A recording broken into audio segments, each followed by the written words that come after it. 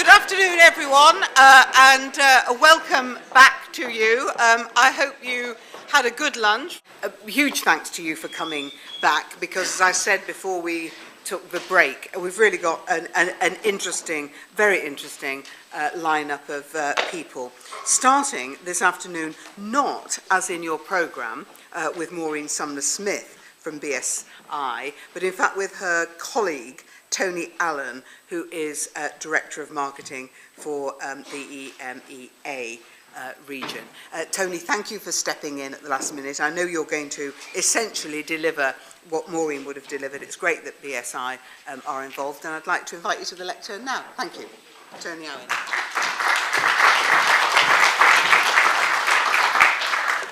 Thanks, Anne. I'm a bit of a roamer as well, so I'm not going to stand behind the lectern, but as Anne said, Maureen was called away to business in Europe this afternoon, so I've stepped in. I hope this is going to be engaging, because after lunch I know it's a bit of a graveyard shift, so if I see you nodding off, I will make you stand up and do something. So. Okay, so I just want to talk a little bit about who is BSI. Hands up anybody here that knows about the kite mark.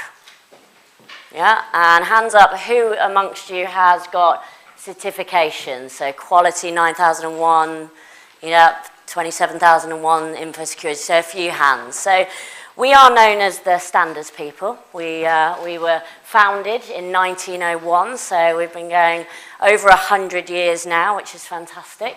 We are a national standards body. We have a Royal Charter and are commissioned by government, but the standards part that we do is actually really facilitation of industry. It's facilitation of people like yourselves that come from industry, and we say to them, what do you want to see in your industry? What do you want your industry to be? What's the leading kind of line? And we help facilitate that and publish it and develop that into ISOs such as 9001, You'll hear a lot of standards bodies talk in numbers, but really it's about quality, it's about environment, it's about health and safety, and actually it's about ingraining best practice into your business. So that's what we're about. We are a global company. That might surprise you, because British standards, you'd think, well, it's Britain. And actually we changed to BSI a little while ago, because as you can see, we have 81,000 clients across the globe now.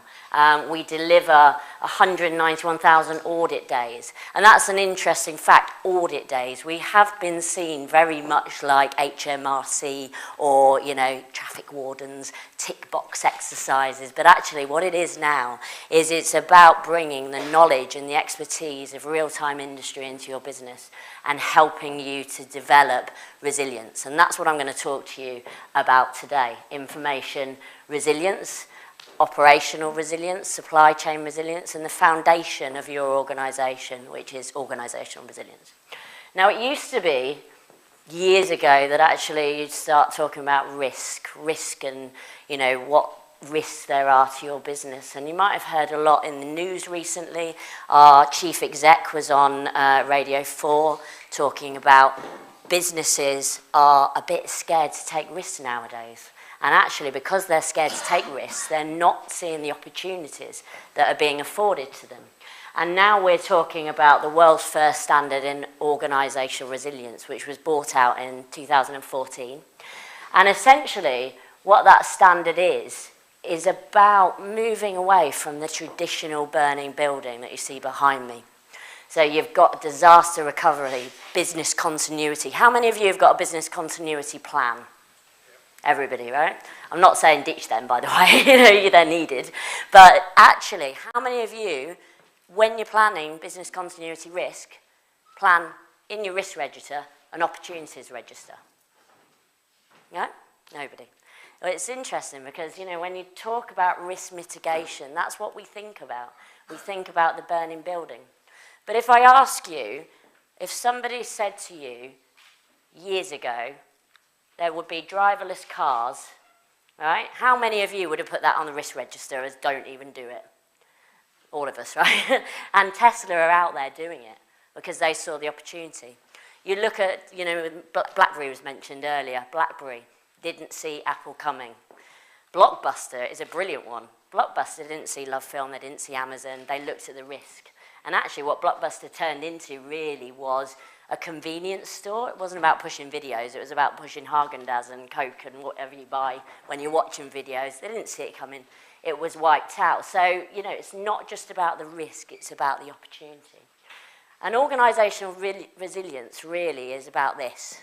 It's about making sure that you can adapt to the change that's happening around you in order to sustain, remain and be profitable, and to be able to spring forward in the face of adversity, really. Because resilience is not what happens to an organisation, it's what an organisation does with what happens to it. So when you guys are going into your startup phases or when you're getting into growth phase, it's absolutely imperative that you start to embed resilience into your organisation and start to look at the future and start to look at what you can do, you know, not just now, not just in a year's time, 3, 5, 10, and beyond. Who knows what happened to Toyota? Anybody? If I say airbags and accelerator pedals, so basically it nearly killed them as a business. They actually, it was when the case study came out about Toyota, what was horrendous about it was that they went through a risk mitigation, and a lot of companies do this. They calculated how many people would have to die before they pulled their products off the market. That's awful, right? And that got out, that leaked. That would kill a brand. But it didn't kill Toyota. They're still the #1 car manufacturing company in the world because they defied mortality. They built collective wisdom. They came back and they said, what did we do wrong? What happened? How did we not see this? And they built it back up. How many of you know what IBM do? Anybody? Yeah? Yeah. Offer software solutions. Right. Computers, yeah? No, they don't. They're consultants. IBM are now the biggest consultancy in the world. They market technology, they consult businesses. They're, you know, but actually everybody still thinks of them as IBM, but they've rebranded because Microsoft was coming in, you know, all the big blues were coming in. And so they now are one of the biggest consultancy companies in the world. So it's really interesting about how a business defies mortality. And we talk a lot about big businesses. Actually, Nick put this slide up and I nudged my colleague and said, oh, he's nicked my slide. But actually, this is really interesting because the churn of businesses is rapid. Now more than ever, it's a competitive landscape and then a dynamic landscape. We've spent today talking about innovation, disruption. It's happening all the time. And that's a good thing. And we talk a lot about, you know, big businesses, S&P 500 index, but it's really crucial that SMEs and smaller businesses are able to come up through the ranks and disrupt and change because they're changing the landscape that we're in. So you can see there that 75% by 2027 will have gone. That's an incredible, you know, thing to think about. If you take the big blues, you know, you've got your Microsoft, your Facebook, your Apple, your Google, they're fighting constantly every day for who's going to be top dog. And actually, you know, there's even talks now about will Microsoft even be around in the next sort of 20, 30 years.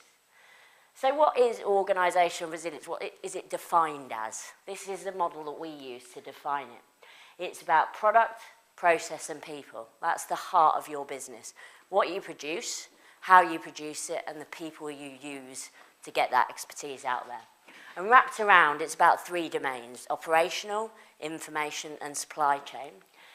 And wrapped around that is really about the robustness of your business, the agility of your business, how you can react to change, how you can make sure that you're not so big that you can't adapt and see the opportunities and take those opportunities to heart.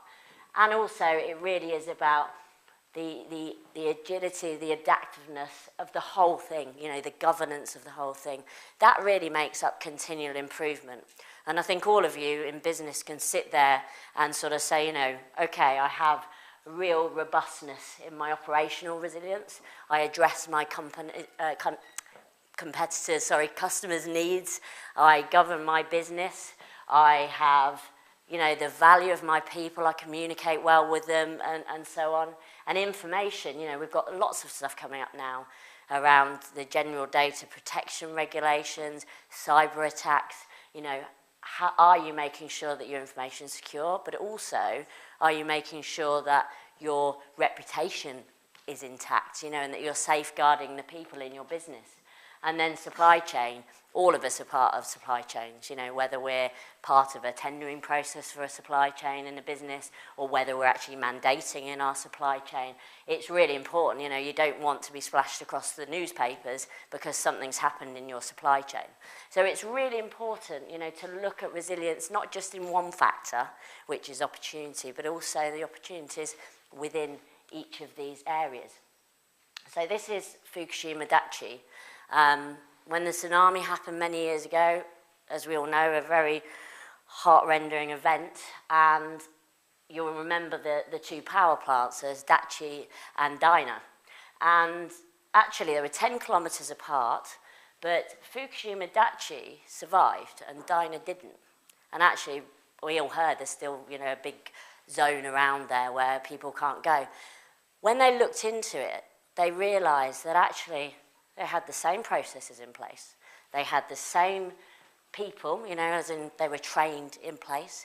But actually what they had in Daiichi was a culture ingrained by the leadership team in that building, in that business, that had really robust processes, decisive leadership, and it had the speed of decision-making that saved that. Now, same business, two different sites, but very different cultures between them, and that's because the culture was driven in this site and not in this site, and it wasn't driven by the top, by the board. And it really does show that, you know, the operational resilience has to be driven from the top and the culture ingrained in the business. You've got supply chain resilience, and this is another case study for Airbus, which is really interesting. When Airbus was built, it had something like, you know, 490,000 different connections. It was built on 4 different CAD systems across 5 different countries that all spoke different languages and operating systems. And it very nearly killed the business. Their share prices went through the floor. But by making sure that they were able to spring back, they were able to learn from it, Airbus is one of the most successful businesses in the world today. So it really is important, you know, to learn. Now, how many of you, sadly, have ever been burgled? Yeah, a few hands, okay. And, you know, if you do get burgled, you obviously make sure that you're going to change your locks and your windows, and, you know, some people even move. But the whole point of information resilience is about understanding what your business is doing with your data and building the right framework of protection to make sure that your, you know, information is safe and that you're responsible and that leadership. And actually, you can use that data to your opportunity, and you can play in the space that's happening now around, you know, big data and Internet of Things and all of the great tech movement that's happening.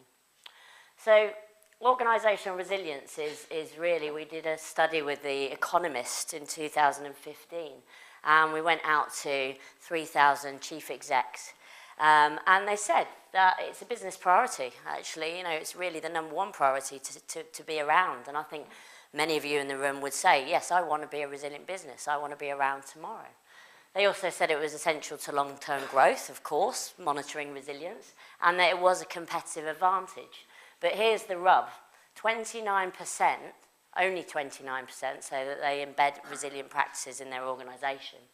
So 71% of organisations need help. But can anybody tell me the average length of tenure for a CEO? 3 years, okay, 3 years.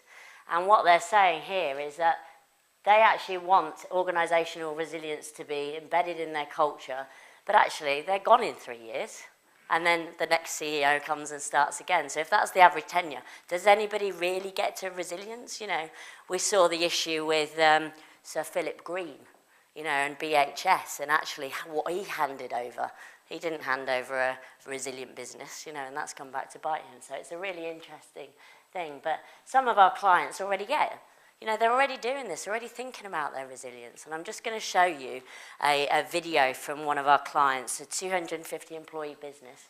Novacroft, and she's been with BSI for 17 years embedding standards and certification, and I'm just going to show you a video of what she says.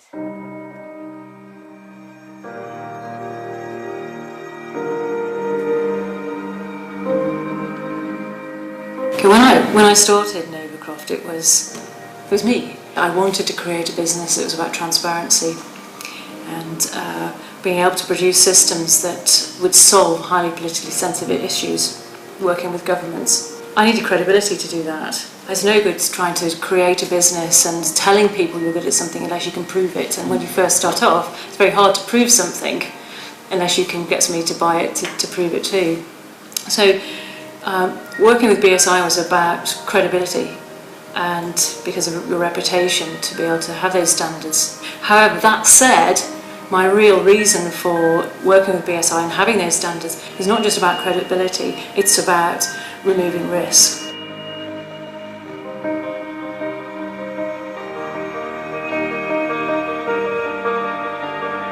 We deal with very, very sensitive data. We deal with politically sensitive data.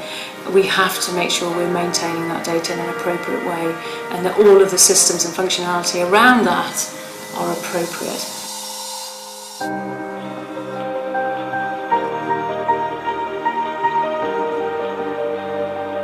I want that standard because it's about the investment in the business for the future. I want my team to have it so we can all sleep at night. Again, it's that thing of comfort that we know that we can continue to deliver and grow our business, providing we're adhering to that standard and looking at how we can improve our processes and the way that we perform.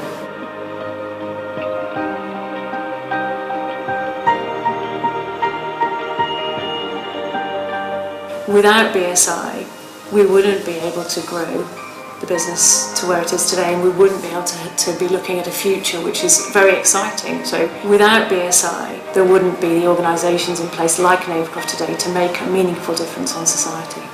So thank you.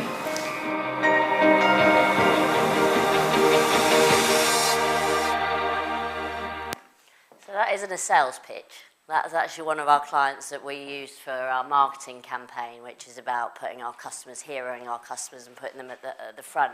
But that's a really interesting point. So as a chief exec of a 250 employee business, Deborah has recognised that it's not just about having a badge on the wall.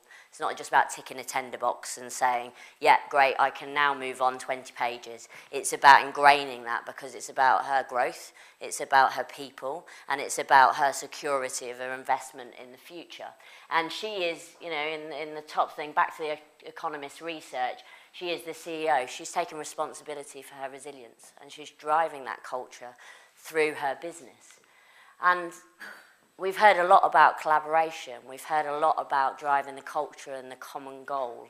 And the reason the ants are up there is because ants are one of the best team players in the world, apart from the fact they can never be destroyed, which is always great for a team, but also they work together, they learn, they build collaboration, they make sure that they have each other's values at heart, which is really interesting. There's a great TEDx about ants, actually, and how they can teach businesses a lot.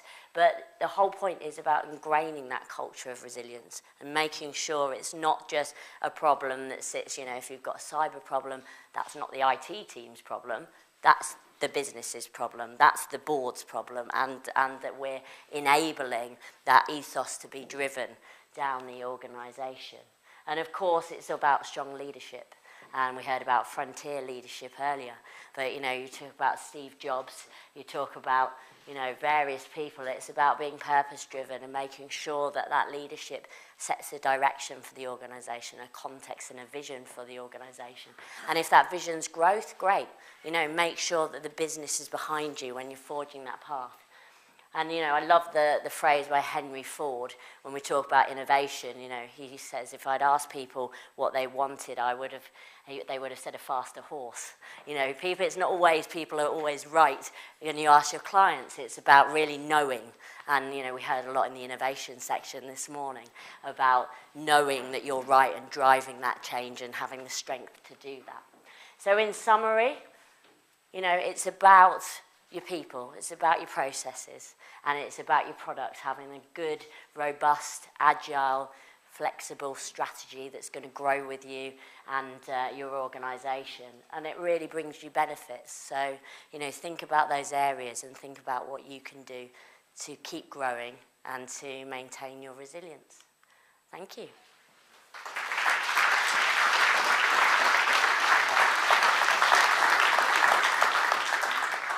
Thank you. Thanks for sticking to the time too.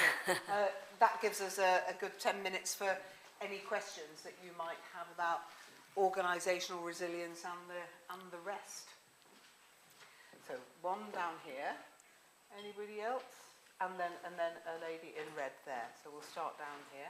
Thanks. Hi, it's me again. Hi. I worked for a company a few years ago for about 7 years, and they used BSI. And I think it was the greatest thing, definitely. I mean, of course, there were limitations sometimes, because certain things you wanted to do. I'm from South Africa, and kind of anything goes over there. Things just happen. Government doesn't really care, so you just get on with it. And often that actually speeds up things happening, because there's all that red tape. Here in the UK, sometimes there's too much red tape, and that slows down things quite drastically and causes a lot of problems and headaches. But it saved us a lot of headaches, and it made customers want to deal with us more because they saw value and equality in who we were. If we had that accreditation behind us, it must mean we're doing something right. They'd rather spend a little bit more with us than go to someone else who doesn't have it and who might be cutting corners. So I think it's a great thing. So thank you. Yeah, thank And you. just remind us who you are in Sorry, your company. Mark from Highland. Okay. Yeah, no, and that's a really great point. And, you know, I haven't mentioned the B word yet, Brexit, so I'm going to now quickly. We've got, you know, a couple of years. Obviously, you know, we had the trigger today. Everybody's going to be wondering what the couple of years brings. But, you know, BSI have been around for 116 years. We've seen a lot of turmoil. We've seen a lot of bad times in business, and what has always stood true is that people want to do business with stand-up businesses that are going to be around for longevity. And, you know, that's why people put in place tenders where you have to tick the box for do you have 9 or 14, because they want to know that you have the right processes in place and the right things in place. And yes, you know, I'm not going to lie and say that certification and the journey is easy. But every single client that has been through it has learned something about their business, about their teams, about how they can develop and move forward. And just actually over the next couple of years, by the end of 2018, there has been a massive regeneration in 9 for quality management and 14 for environmental, and others will follow, because they've realised that this is not just about tick box. It's not about having documents. You know, you can float and say, yes, I have a policy manual and I have a health and safety manual. This is about ingraining management systems and processes into your business to make your business thrive and survive. And now I think is the time. It's now more important than ever to say, I'm around, I'm a stand-up business. And, you know, who knows what the 2 years will bring, but I've spent 2 years making my business what I know it can be. Thanks, Tony. In red there. Hello, my name is Kate Nicholas. I'm a management and communications consultant. You mentioned reputation in passing. We know that a reputation can take 10 years to build and a moment to destroy. Absolutely. And it's a major asset on the triple bottom line for many organisations. So what, from a BSI perspective, do you think organisations need to be doing better to protect their resilience of their reputation? Yeah, sure. I think, you know, the good thing about having an audit process in place is that every year you have a independent, rigorous third party that comes in and says you're doing things the way that your industry has perceived it to be. And that on its own, we see stats of about 76% of people with certification, especially in 9001, see increased reputation. And that has a knock-on effect to increased shareholder you know, stats and confidence. It has a knock-on effect to staff confidence, to customer confidence as well.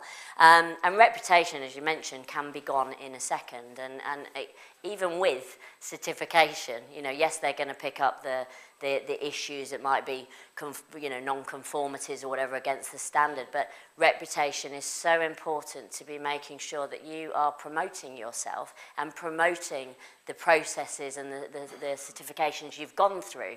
So what we do with our clients is we say to them, you know, that's great that you've gone through this process, but how can we help you, like Deborah there, how can we help you promote that you're doing that? And how can we make sure that you're putting your certifications on your website and that you're using it for competitive advantage in your industry? And we do monitor reputation quite a lot, you know, not just for our own Net Promoter Score or CSAT scores, but actually we then survey clients and say, now you've had your certification for 3 years, what have you seen difference? And we do see that increased reputational benefit. Can I just follow up on that? Yeah. Because actually, I really wanted to get a more fundamental view on, because a lot of organisations do think of reputation as just promoting themselves. You mentioned supply chain. Mm-hmm. You know, a lot of reputational risks can come from operational factors. Of course, yeah. How do you get organisations to think about the reputational risks that are inherent in some of these other elements? Yeah, that's a lot about education. It's a lot about, so we have huge amounts of certifications. So for example, at the moment we know there are 3 major issues within supply chain. There's visibility. So, you know, if somebody is enacting in tier 1, tier 2, tier 3 of your supply chain, that's great. But what about your 5, 6, 7, 8 tiers that you don't see? They're the ones that are going to come and bite you on the bum, right? They're the ones that are going to make you hit the headlines. So collaboration with your supply chain is fundamental. You know, there's standards and there's certificates for that. There is business continuity through your supply chain. There's elements, things like, you know, we have a product called Verify I, which goes and checks who's in your supply chain and make sure they're a stand-up business before you do business with them. We also have a thing called Screen, which is, you know, if you've got a huge supply chain, how do you know where the hotspots are? How do you know if you've got turmoil in certain countries? So, you know, you can really avoid those places, or if you have to do business, you have a backup plan there. So, you know, there are many, certainly I'd take up most of the afternoon going through, but absolutely, it has to be about education to inform businesses of the reputational risk too. Okay, Kate, happy with that? And yeah, you probably could spend a long time talking about it, but... we can chat after over coffee, of course. Thank you. Just one last one, if there is one. Well, if there isn't, I won't miss the opportunity to thank you and ask the audience to thank you, Toni, for stepping in and for being so good.